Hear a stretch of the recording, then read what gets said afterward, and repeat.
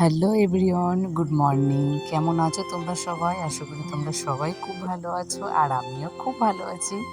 Indo for প্রিয়া ব্লগে নতুন একটি ভিডিওর সঙ্গে তোমাদেরকে অনেক স্বাগত জানাই। তো সকালবেলা আজকে রান্নাঘর থেকে ব্লগটা স্টার্ট করলাম। তো সকালবেলা বরের ইচ্ছে যে আজকে ম্যাগি খাবে, সরি ম্যাগি না, পাস্তা খাবে। তো এজন্য প্রস্তুতি শুরু করে দিয়েছি, যেহেতু অনেকটা সকালেও ঘুম থেকে আজকে তাড়াতাড়ি উঠে গেছে। তো আজকে সকালেই বলেছে যে আমাকে একটু পাস্তা করে দিও, রাতেই বলে রেখেছিল। তো সকালবেলা এই জন্য তাড়াতাড়ি হয়তো ঘুমটা ভেঙে গেছে পাস্তা খাওয়ার জন্য, অনেক আগে উঠে গেছে। তো এই জন্য আমি ঝটপট করে সবার আগে সকালবেলার খাবার বলতে আমি পাস্তাটাই করে নিলাম। তারপরে তো আবার ঝটপট করে রান্নাবান্না তো আছেই। তো সবার আগে বরকে পাস্তাটা করে দিয়ে দেব, তারপর ওর খাওয়া দাওয়া হবে। যে বাসনগুলো হবে তো সেগুলো আগে ধুয়ে নেব, তারপরে রান্নাটা করব ভেবেছিলাম। তারপরে আবার ভাবলাম যে না, দেরি যত করব তত নিজেরই দেরি হয়ে যাবে। আবার গরমের মধ্যে না, তারপরে দেরি হয়ে গেলে না খুব একটা ইচ্ছে করে না। আর দেখবো সকাল সকালে একটু কাজ করলে না, এই সকালটা একটু ঠান্ডা ঠান্ডা থাকে, ভালো লাগে। যেহেতু আমি তো ঘুম থেকে অনেকটা দেরি করে উঠি, তবুও ভাবি যে যত তাড়াতাড়ি পারবো কাজগুলো করে রাখবো। তো আজকের মেনু কী ছিল জানো তো? আজকে ছিল ডিম আলুর তরকারি, একটা পাতলা করে ঝোল করব, আর পটলের ভাপা করব।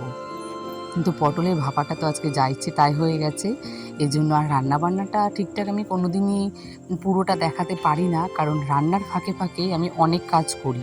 ঘরের কাজ বলো, বাইরের কাজ বলো, যেসব কাজগুলো থাকে তো সব কাজগুলো আমি করে রাখার চেষ্টা করি। আমার রান্না করতে করতে যেন সব কাজগুলো শেষ হয়ে যায়। তো এই জন্য ওদিকে রান্নাটা ওদিকে বসিয়ে দিয়েছি, ওদিকে আস্তে আস্তে হচ্ছে। আর এদিকে মাম্মাম উঠে গেছে, ওর পাপাও যেহেতু আজকে অনেকটা তাড়াতাড়ি উঠে গেছে, তো সকাল সকাল আজকে বিছানাটা আগে ক্লিন করে নিচ্ছি। বারান্দার সোফাটাও একটু পরিষ্কার করে নিয়েছি, কারণ সোফার উপরে যত অত্যাচারগুলো হয়, কারণ আমি যেগুলো বিকেলবেলা দুপুরবেলা কাচাকুচিগুলো করি, তো সেগুলো এনে সেই সোফার উপরেই রাখা হয়। আমার হাজবেন্ড যেগুলো নিয়ে আসে তো সেগুলোও সোফার উপর রাখে, মামামের খেলনাগুলো সোফার উপরেই থাকে।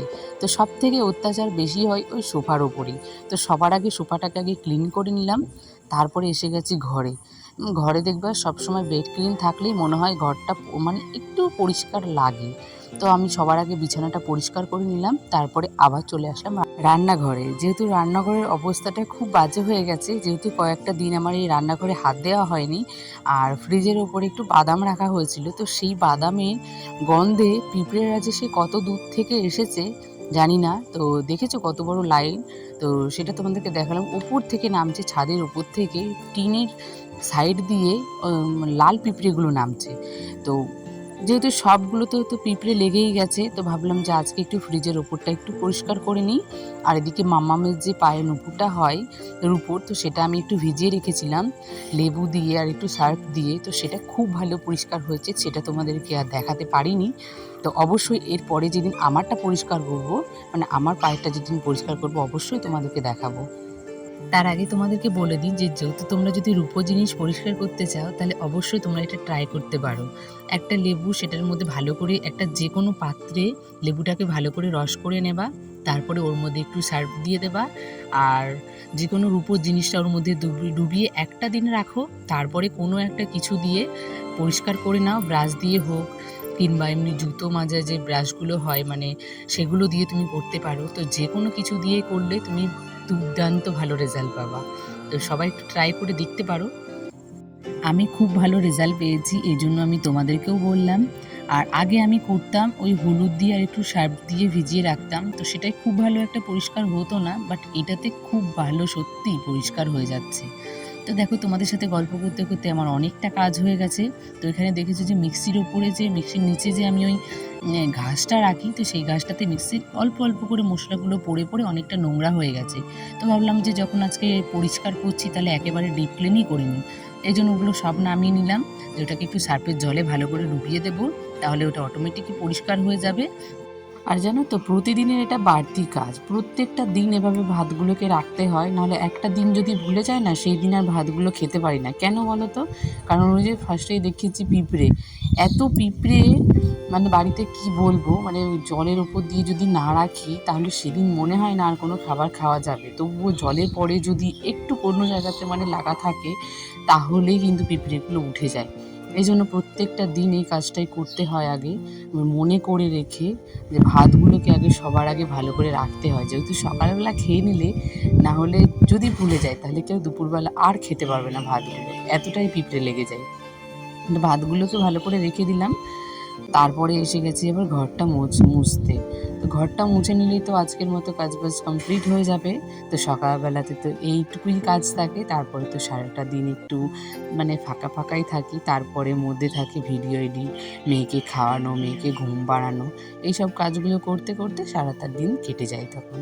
আর সকালবেলাটা একটু ব্যস্ততার মধ্যে কাটে, যদিও সকালবেলাটা একটু রান্নাবান্নার চাপটা থাকে, হাজব্যান্ড অফিসে যায়, তো ওর জন্য একটু রান্না করতে হয়, সেটা একটু তাড়াতাড়ি থাকে, না হলে হয়তো খুব একটা তাড়াতাড়ি থাকবে না, যেহেতু যতটুকু সময় পারবো একটু কিছুক্ষণ হাতে সময় নিয়ে রিল্যাক্সে কাজগুলো করা যায়। কিন্তু সকালবেলা ওই যে বললাম না যে সকালটা একটু তাড়াহুড়োর মধ্যে কাটে আর ব্যস্ততার মধ্যেই দিনটা কাটে না, অবশ্য সকালটা কাটে।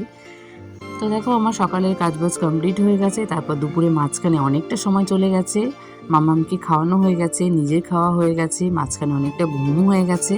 তারপরে এসেছে আবার বিকেলবেলা যে বালিশের ওয়ারগুলো কেচেছি, তো সেগুলো একটু বালিশের মধ্যে ভরে নিলাম।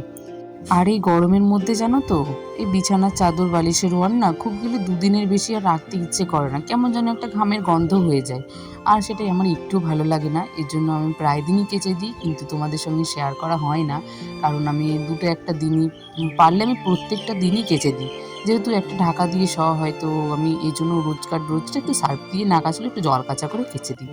তারপরে দেখো যেগুলো সকালবেলা কাচাকুচি করেছিলাম, তো প্রত্যেক দিনের মতো মামামের কাঁথা জামা কাপড় এগুলো তো প্রত্যেক দিনের কাজ, তো সেই জামা কাপড়গুলো আবার ভাঁজ করে রেখে দিলাম।